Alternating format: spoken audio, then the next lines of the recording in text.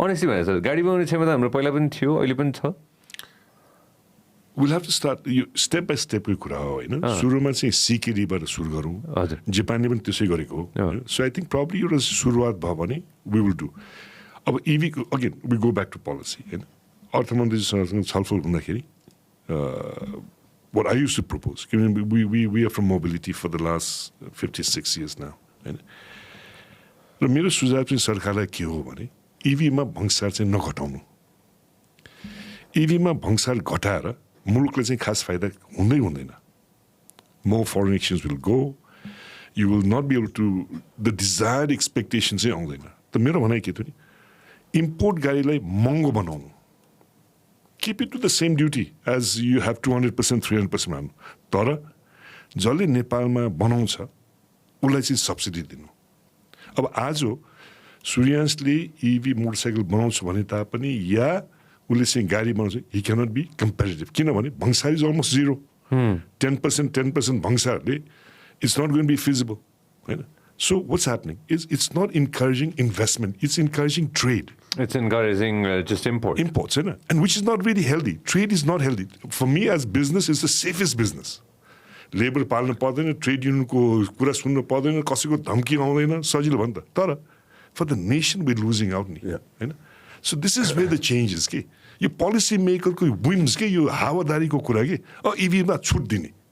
how does it help keep that EV up get these young guys to say okay now you will produce we will give you the land lease you for 30 years you make sure you produce the best cars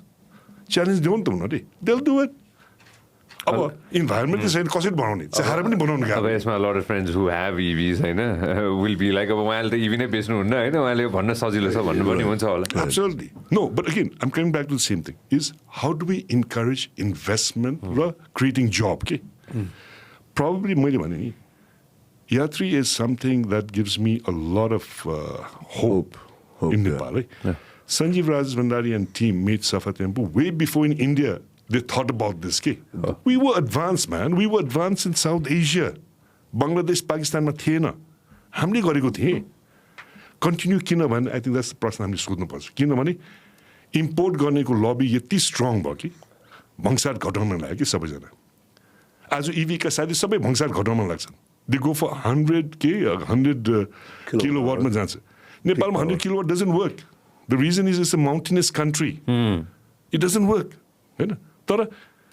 as a trader मलाई पैसा बनाउनु छ भोलि धनी हुनु छ and that's it हैन तर मुलुकको त सरकारले सोच्ने हो नि त so what I say is EV को सन्दर्भमा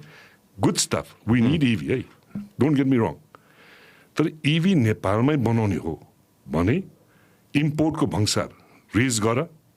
लगानी गर्ने साथीहरुलाई जग्गा उपलब्ध गरिदेऊ environment देऊ they will make the cars and you'll be proud to say we made that car in Nepal which is sustainable तर भंगसार zero मा ल्याएपछि मैले how there's no way Suraj sir यो कुरामा चाहिँ I know a lot of friends are not going to be happy with what I'm about to say but not just with EVs but with almost everything I agree with you I'm 100% by honestly I'm 100% with you okay? Yeah I'm with you that's all